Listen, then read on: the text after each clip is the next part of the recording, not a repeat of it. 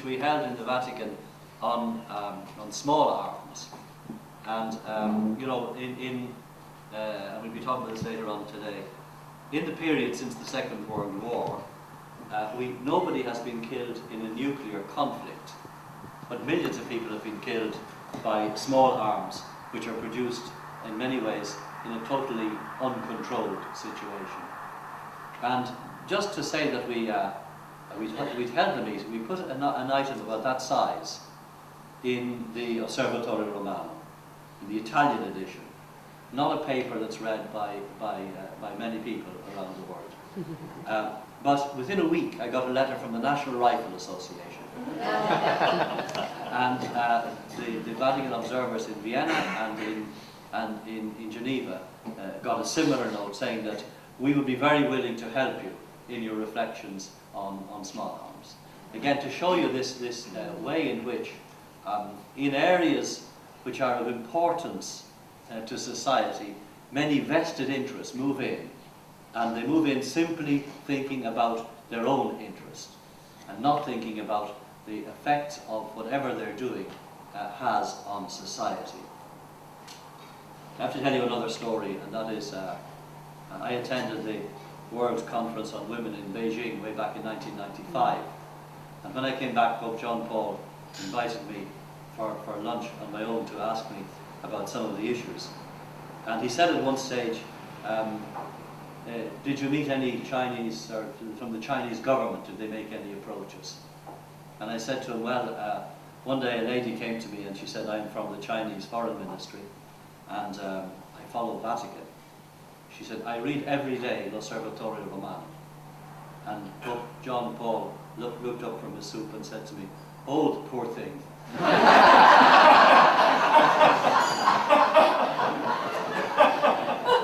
So the point I'm trying to make here is that the ownership today of knowledge, and we're talking about intellectual property, also has a social mortgage.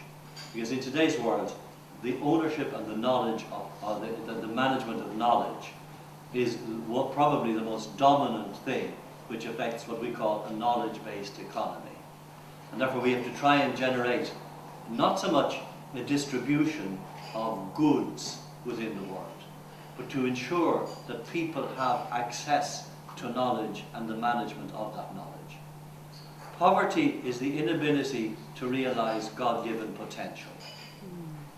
Poverty is the inability to realize the talents that each person has received. And therefore fighting poverty isn't about handouts, it's about empowering, enabling people to realize their God-given potential. And I'm convinced that if we brought into this room today a young teenager, or even let's say a young 10-year-old from Brisbane, a 10-year-old from Africa who'd barely finished school, and a 10-year-old from the center of China, and you put the three of them there together at 3 computers, within a week they'll all be at the same level. The problem is that so many people in our world never get the opportunity to realize the talent that they have. And when we then begin to talk about solidarity in today's world, it has to move out onto that idea of a solidarity of empowerment, and not a solidarity which creates dependence, not a solidarity which makes us feel good, but a solidarity which enables the people we encounter to be themselves, to be the people that God wants them to be. The fact of mutual interdependence, which is the essential starting point of globalization, means that no individual business enterprise, no individual country, no individual sector in society can go it alone. In today's world, the concepts of enlightenment and self-interest, or indeed group interest or sectoral interest, with whatever adjective you might like to add, they have to be twinned with the concept of solidarity, which defines the responsibility side of the equation that's involved in any sense of the economy. And if we look at the current economic situation on a national and global level, we have to generate new parameters for defining and putting into practice that twinning process. Our economy needs to balance its books, and I'm sure that the politicians in Australia would be thinking the same way as the politicians in Ireland today. But balancing the books has to be done in a sustainable way, and sustainability in that sense will be determined not by simply cutting back on spending and getting the sums right, but by optimizing all spending in such a way that the overall objectives of an economy at the service of society can best be released. And cutbacks should never lose sight of the long-term objective that is need to be changed. So I believe, as a first conclusion, is we would have to redefine that word of Franklin D. Roosevelt, heedless, and more closely identify the factors, human, economic, and social, to which we should be paying heed. Heedless will only have a meaning if we know what we should be heeding. And therefore we have to look very closely at the type of society that we really want, and how we can use our investments, even in times of change, even in times of cutback, in the way in which the potential of human beings is best developed.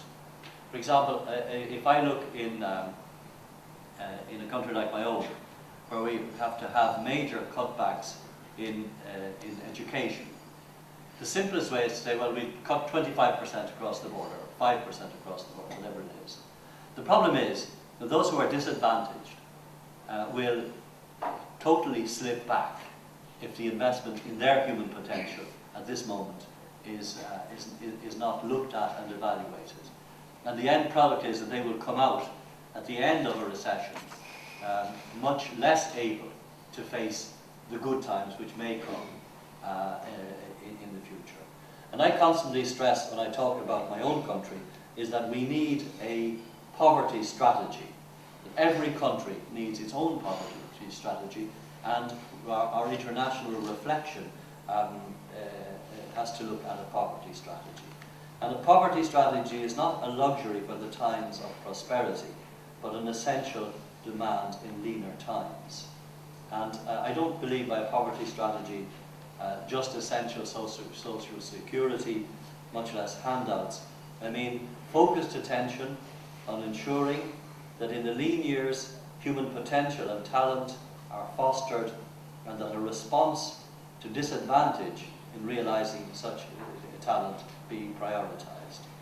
A poverty strategy in times of cutbacks has to look particularly at investment in education and in fighting disadvantage, and has to look at them with lenses which don't just focus on broad percentage of cutbacks. Even in times of tightening, there are areas where the wide focus lens is the only appropriate